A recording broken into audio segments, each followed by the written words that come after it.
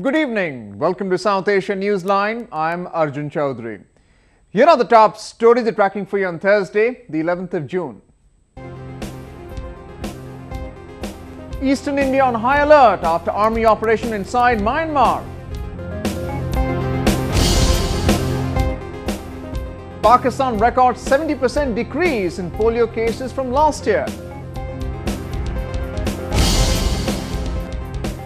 And medical students in POK demand recognition of the university. And now for all the details. Eastern India has important alert following the Indian Army operation in Myanmar, which reportedly killed dozens of militants. The operation was in retaliation to the killing of 20 Indian Army personnel by militants near the Myanmar border last week. Indian authorities have stepped up security and vigil around the international border with Myanmar. This comes after reports of more possible attacks by the militants following Indian Army operation inside Myanmar. In eastern Siliguri, security has been beefed up in sensitive areas. Special screenings were conducted in and around the railway station and sniffer dogs were put into service to ensure security. Officials said that security checks had become necessary following the Myanmar operation. So far, there is no any specific threat, but you can't deny. आपकी तमाम international boundaries हैं, चारों तरफ हैं. Anything can be happen anytime. We have to be very cautious. We have to be very alert. Indian Army had on Tuesday carried out an operation inside Myanmar against the United Liberation Front of Western South East Asia militants. Though the exact number is not known, it is believed that nearly 100 militants could have been killed in the 45-minute-long ambush. The operation was carried out after Indian Army suffered one of the worst attacks on it in decades last week. An ambush on an army convoy had left 20 soldiers dead in Chandel near the Myanmar border. Following the incident, India had sealed its border with Myanmar and launched all-out search and destroy operations against militants. India's undocked INS Vikram, the country's first indigenously built aircraft carrier. The 40,000-ton vessel is expected to be inducted into the Indian Navy in 2018. INS Vikrant was undocked in a simple ceremony in southern Kochi on Thursday. Designed and built completely in India, the ship will undergo a series of fitment and trial processes before it is inducted into the Navy fleet. Officially launched in August 2013, the vessel is also India's largest aircraft carrier till date. The 860 feet long aircraft carrier can hold up to 36 fixed-wing jets on it. With the successful completion of the 40,000-ton aircraft carrier, India also joins the elite group of 4 nations, the US, Russia, the UK and France, which have the capability to design and build aircraft carriers. The country has already begun the process to build the successor to INS Vikrant. Named INS Vishal, the next aircraft carrier in the series has a displacement of 65,000 tons and has a length of 980 feet. It is expected to be launched in 2023. Pakistan has seen nearly 70% drop in polio cases reported in the country in 2015. This development is largely attributed to an intensive anti-polio drives across the country and the crackdown on Taliban militants in its tribal areas. Pakistan has registered just 24 instances of wild type 1 polio cases in 2015 so far, the Global Polio Eradication Initiative under the WHO has said. This is much lower than the 71 cases reported in the country during the same period in 2014. The previous year, Pakistan had broken a 14-year record and registered a total of 306 cases of the crippling disease. This had prompted the WHO to impose travel restrictions on Pakistanis travelling abroad to prevent the spread of the virus globally. Following the criticism over its inability to control the deadly disease, Pakistan had announced an intense eradication drive across the country to vaccinate all children under the age of 5. The Operation Zarb-e-Azb against the Pakistan Taliban in Waziristan has also helped in bringing down the numbers.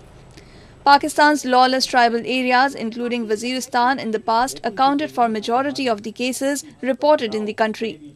The region has, however, only reported 6 cases in 2015 in place of the 56 cases last year. Pakistan, along with Afghanistan and Nigeria, are the only 3 countries where the crippling virus is endemic. Pakistan's inability to control the spread of polio was largely due to a ban on immunization drives by militant groups. They claimed the vaccinations were a Western ploy to sterilize Muslims. Militant groups, including the Pakistan Taliban, has also frequently targeted polio volunteers across the country. Attacks on immunization teams have killed 78 people since December 2012. Medical students in Pakistan-occupied Kashmir are agitating over the government's apathy in granting recognition to their college degrees. Pakistan's federal government has refused to shut down the colleges and not even grant recognition to the medical schools. The streets of Pakistan-occupied Kashmir, or POK, are echoing with loud anti-government slogans yet again. The medical students in capital Muzaffarabad recently took to huge protests against the lack of recognition of their institutes. The demand of their rights, mainly affiliation with a recognized university, brought out the anger in them against the apathetic government in Islamabad. Students said their local degrees stand of no use outside POK. यहाँ पे एहतजाज इसलिए हो रहा है कि हम चाह रहे हैं कि यूएचएस के साथ हमारी एफिलिएशन हो, एजे की यूनिवर्सिटी के साथ हम नहीं रहना चाहते क्योंकि ये डब्ल्यूएचओ ने रिकॉग्नाइज नहीं की है और इसकी बेसिस पे हमारी डिग्री किसी काम की नहीं होगी। मतलब हम मुजफ्फराबाद से बाहर काम भी नहीं कर सकते हैं, पाकिस्तान वाली तरफ भी काम नहीं कर सकते हैं, इसलिए हम चाहते हैं हम यूएचएस के साथ। Pakistan has kept the remote region of POK away from basic rights and education to counter any dissent. It has not even given recognition to the selected few colleges and universities that exist in the name of education sector here. Protesters claim due to the absence of the names of their medical colleges in the official list, they cannot take exams or get jobs elsewhere. सबसे बड़ा मसला हमारी affiliation का है। According to PMDC उन्होंने हमें बताया है कि आप किसी भी मेडिकल यूनिवर्सिटी के साथ इलाज कर सकते हैं, जबकि हमारा इलाज आज़ाद जम्मू कश्मीर यूनिवर्सिटी से है, जो कि नॉन मेडिकल यूनिवर्सिटी है।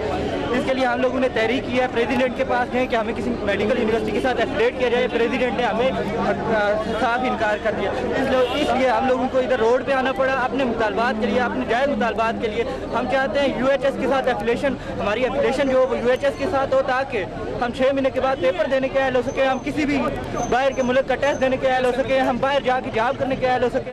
Pakistan government has set a quota system for Kashmiri students in the medical colleges across Pakistan, but has ignored the plight of students studying in Pakistani Kashmir because of the disputed nature of the region.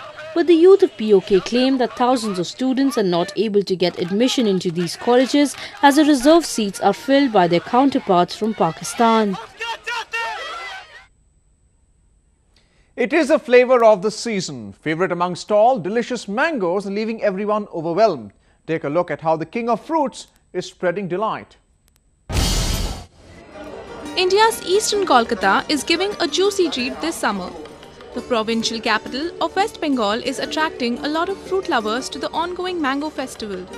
Different varieties of juicy mangoes from not just West Bengal but other provinces were on display at the fest. Himsagar, Lakshman Bhog, Langra and Fazli were some of the breeds that took the visitors and buyers by delight. The famous Alfonso variety, which is mostly grown in Western India, also made way to the festival. The event also gave mango fans to get a taste of the best among their favorite mango variants. Other than just fruits, the exhibition also featured a wide range of mango products including pickles, juices, candies and sweets. Participants were delighted to grab the opportunity to showcase their produce. Just to show the varieties what we are cultivating and to give the publicity to the other states also and farmers and entrepreneurs. The 3-day event, which is being held for the first time in Kolkata, is giving mango lovers an opportunity to try out kinds which they had not tasted before. India is the world's largest grower of mango. The country also accounts for nearly 36% share of mangoes in the international market. India started receiving the southwestern monsoon in many parts of the country from last week. However, the meteorological department has predicted a deficit monsoon for the country this year. Analysts feel that a lesser monsoon could affect India's agriculture sector and the economy in general. A report. India's national weather forecaster has significantly downgraded its monsoon prediction for the year, and there are fears about the impact low rainfall will have on the country's agriculture output. If agriculture doesn't do well, then obviously the crop output will be low and there will be implication for food inflation. Apart from that, there are many industries which depend on agriculture for their raw materials. Agriculture makes up 15% of India's GDP and it generates employment for more than 50% of the population. So lower rural incomes could have a drastic impact on the wider economy. A lot of these FMCG companies would adversely get impacted, and also many of the consumer durable producers like tractors, motorcycles. The government is already bracing impact and has rolled out plans to help boost agriculture. It's also working with the Food Corporation of India to keep supplies stable. Medium to long-term response, strengthening the alternative irrigation system, strengthening the ground reservoirs, providing crop insurance policies. So these provide a safety net to the agriculturists. In the short term, some of the measures like using the FCI more effectively, coming down on hoarding. Some of the steps government has already taken, like they have already undertaken wheat imports to plan for a weak monsoon. Weak rainfall could also reignite India's fight against inflation as lower yields push up food prices. Nidhi Rai, South Asian Newsline, Mumbai. Tourists will not just be smitten by the beauty of the Taj Mahal, but also have a reason to rejoice. Take a look at how this wonder of the world will soon have visitors all smile. Tourists will soon have an additional reason to smile while visiting the magnificent Taj Mahal. Authorities in North Indian city of Agra is all set to make Wi-Fi connectivity accessible for visitors on the premises of the mausoleum. The facility will come free of cost. The service is scheduled to be launched by Federal Telecom Minister Ravi Shankar Prasad next week. Tourists at the site were delighted on learning the news. It will make us to get the knowledge more and more about the Taj Mahal. Many cannot afford to pay money to the guides what they expect, like 200, 250 bucks or maybe 500. It goes from range to range. When we get inside, we have to come to know what each stone, what is it, what is the design pattern. We can instantly Google it through the Wi-Fi service that we have and we can get the knowledge about it. And also instantly we can upload the photos, share the photos to our friends who stay in our remote our places back there. Built by Mughal Emperor Shah Jahan in Agra as a mausoleum for his wife Mumtaz Mahal, the Taj is among one of the 7 wonders of the world. The Monument of Love sees over 20,000 tourists from all over the world every day. Indian authorities have also identified around 25 monuments across the country where Wi-Fi hotspots would be set up. In February, Wi-Fi facility was launched at Ghats in the holy city of Varanasi. Well, that's the way it was in South Asia this evening. Before we conclude the top stories once again. Eastern India on alert after army operation inside Myanmar.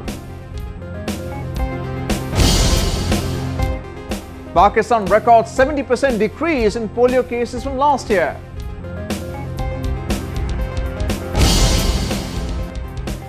And medical students in POK demand recognition of the university.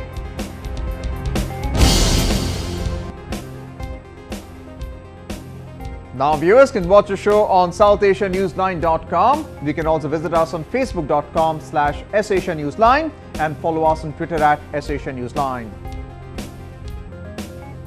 That's all in tonight's edition. We'll see you same time tomorrow. Good night.